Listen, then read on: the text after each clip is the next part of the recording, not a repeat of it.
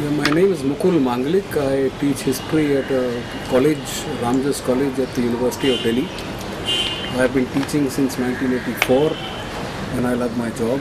I just wish to, through narrating a couple of incidents, I want to be able to communicate the existence of secular laws in India. At the same time, the problems, as far as marriage is concerned, at the same time, the problems which people encounter when they want to exercise their right to get married under the secular laws, and then what happens.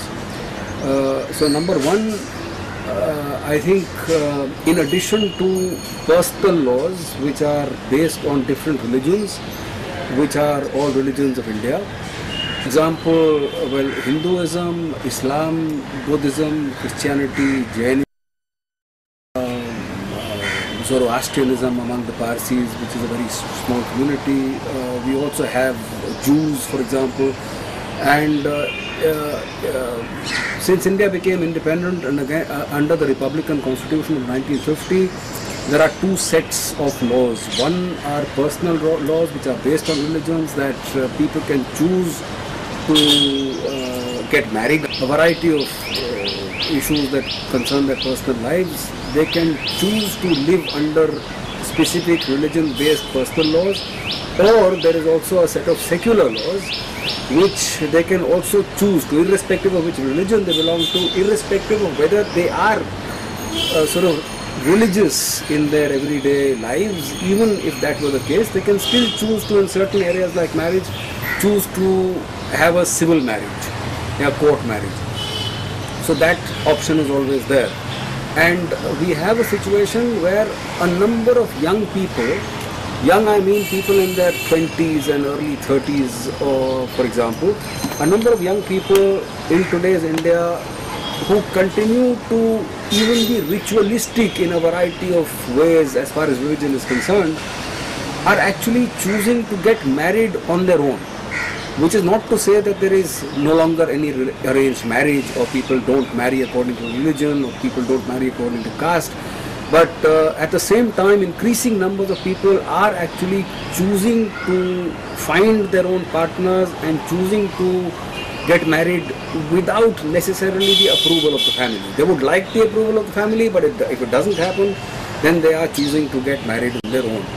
Now, in such situations, when this happens, then they would like to go and get married in a court. That is, irrespective of which religion they belong to, even if they belong to the same religion, even if they belong to the same caste, even then they might choose to go to a court and opt to just get a civil marriage registered. Problem is that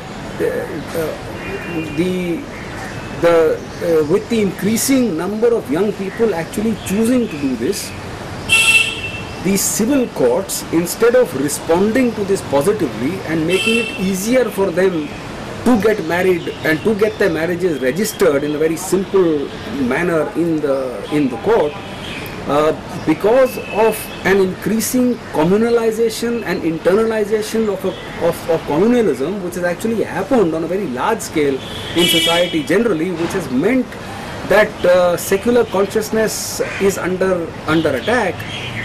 What happens is that the local level magistrate and all the people concerned in the court, instead of making things easier for these young couples, tend to make things difficult. They would much rather that they go and get the family approval. They would much rather that they actually go through a ritualized marriage. They would much rather that people belonging to the same religion marry within the same religion or within the same caste, etc. Because of the sort of weakness, I would say, of a truly secular consciousness, they try and keep people away from the court.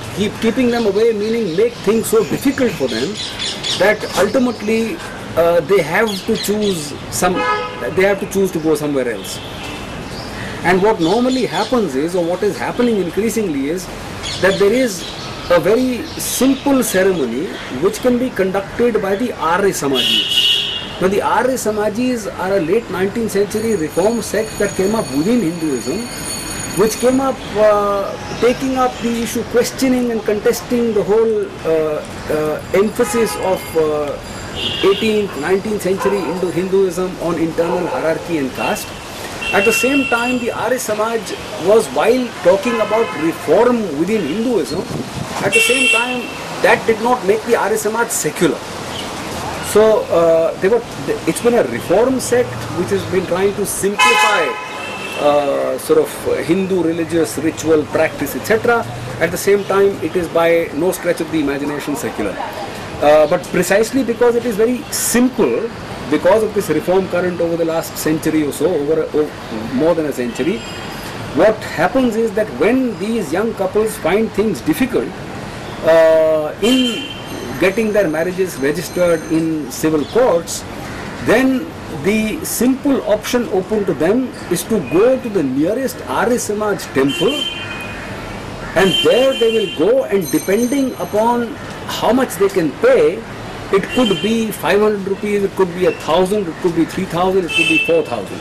Depending on how much they pay, the temple priest will get a sense of how much they can pay, and the temple priest then organizes a ritual which can extend from half an hour to 1 hour, depending on what the young couple wants and depending also on how much they can pay.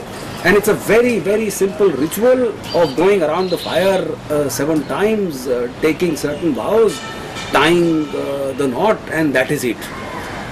And then that temple makes available a certificate, and that certificate, and photographs are taken of this little ritualized ceremony which takes place in the temple. And with this, the young couple will then go to their place of residence. It could be a small town, it could be a village, and one of the first things they will do is to go with a copy of that certificate and then paste that certificate on the local police station. And that is one of the ways in which they are announcing to the world that they are legitimately married, so that parental pressure and police pressure, or a combination of both, cannot be brought to bear upon them. So what is actually happening is that I think the decision for the young people to marry on their own and decide their own life partners independently is so paramount for them that when they find that it's not possible in a civil court, then they choose this other option. But it's also indicative of the fact that ritualized marriage is, they're not going to a temple because ritualized marriage and temple marriage or a religious ceremony is important to them. I mean, they're simply instrumentalizing that. I mean, they would much rather do it in the civil court. If that is not possible, then they are willing to go to the Arya Samaj temple. If there was a simpler option available in some other temple, they would go there. So the point I think to remember is that because, I mean, if we find that the instances of people getting married in temples is going up, that is not necessarily indicative of the fact that people are doing this because religious ceremonies in marriage matter to them. It doesn't really. In many cases it doesn't. At the same time, I don't wish to say thereby that people are also not, there are enough people in India who are choosing, especially from the middle classes and upper middle classes, who are actually at the same moment actually choosing to spend a lot of money to actually to choose not to get married in court, and to choose 2, 3, 4 day ceremonies. And if they happen to belong to people to separate religions, then you have a situation where people are choosing actually to get married, for example, in the church, and at the same time then to get married according to Hindu ritual rites, for example. So this is not to indicate, it is very difficult to say whether the overall trend in the country is towards choosing the secular over the religious. That is very, I mean, I'm not in a position to say what that overall trend is like, but I am certainly in a position to say that all decisions to get married in a temple, for example, are not necessarily indicative of a greater religiosity. Example is of a girl called Radha, who I have known since she was 15 or 16. She lives in Lucknow. She's been working and associated with my family, my parents, So over the last 35 years, she has gone through university, she's doing a job, she had a child marriage which she chose to walk out of. Then she didn't get married for all these years, and very recently, last year, on the net, she found somebody she thought was suitable, and with no consultation with anybody in the family, only talking to her friends and talking to us, she took a decision to get married to this guy. And in December, the marriage, everything was worked out. The decision that they would do a court marriage had been worked out. All the paperwork with the court had been worked out. A date had been fixed, and accordingly, Radha and her fiancé, they went to the court on the specified date at the specified time, only to be told that there was something which was incomplete. And that was very evidently, it was evident to them, it was evident to all of us who were present there. It was evident that this was that they were simply lying. It was simply a way, because everything had been confirmed and all the necessary paperwork had been done, and it had been so confirmed by the court that all you need to do is to arrive. They chose to, her fiancé booked his train ticket after the confirmation. And when they arrived there, it was very evident that this was the way in which they were delaying, which is the way in which they would try and get money out of them, number one. But from the general other stories which one began to hear in this context, it was clear that it was not only a question of money. That there is the tendency for the officials of the court and of the local police, etc., to try and get bribes in this process. But the other stories that one heard was that it's also a way in which you are actually trying to discourage people from coming to the court. And that, I think, is because of the embeddedness, sort of subliminal operation of religiosity and of a common consciousness that, that it's preferable. We have this, but why don't you go and do the personal, marry under the personal laws? That's a more moral and the right thing to do, rather than this impersonal and the secular and the state. So why do you want to do that? So there is this combination. Radha's case is one instance, but in that context, one got to know of many other similar stories.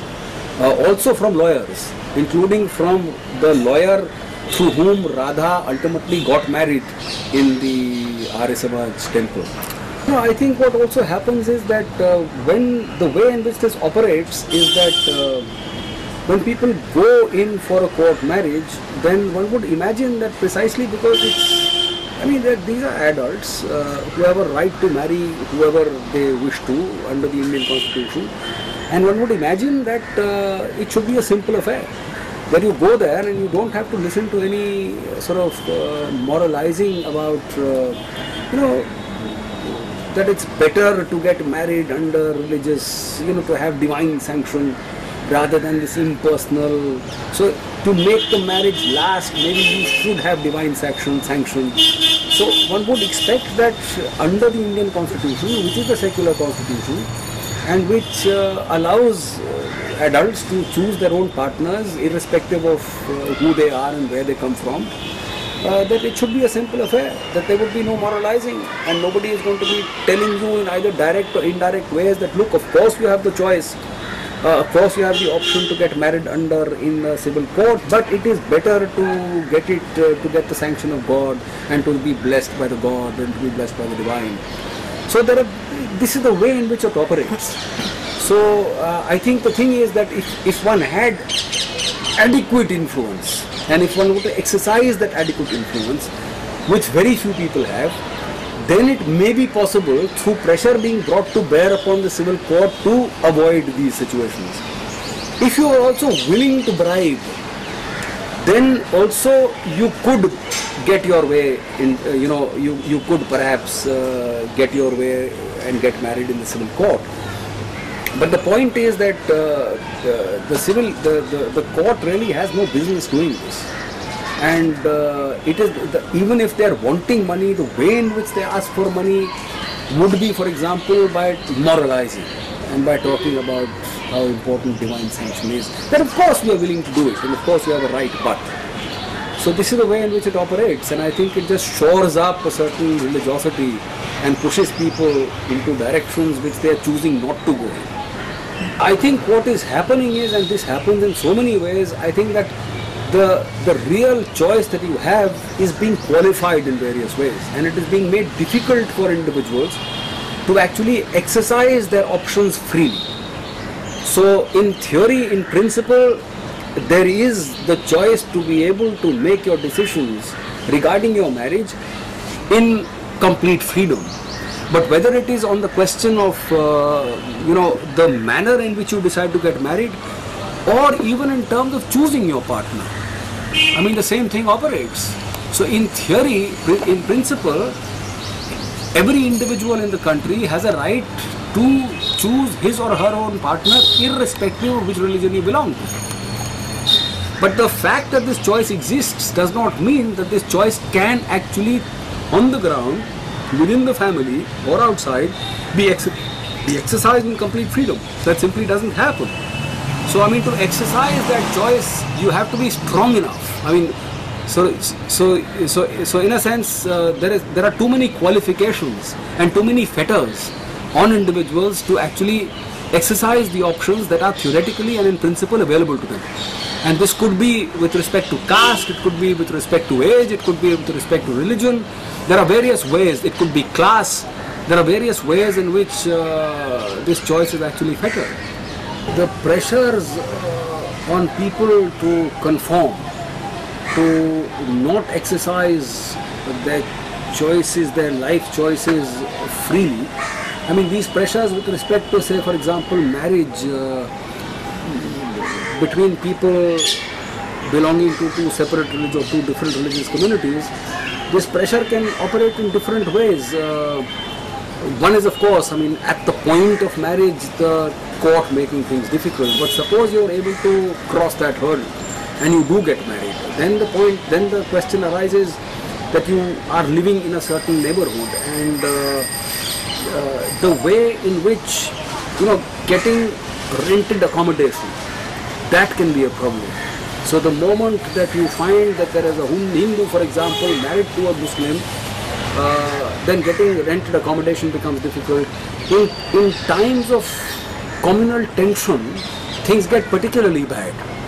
So people identify and know which households of this kind exist. And in such situations, where we had 2 years ago, of course it was a different situation, but where there was in the Jamia locality, Jamia Nagar area, there had been a shootout, and there was a massive jack-up of communal tensions and communal consciousness in the city at that time, to the extent that people inhabiting that area were not able to open bank accounts.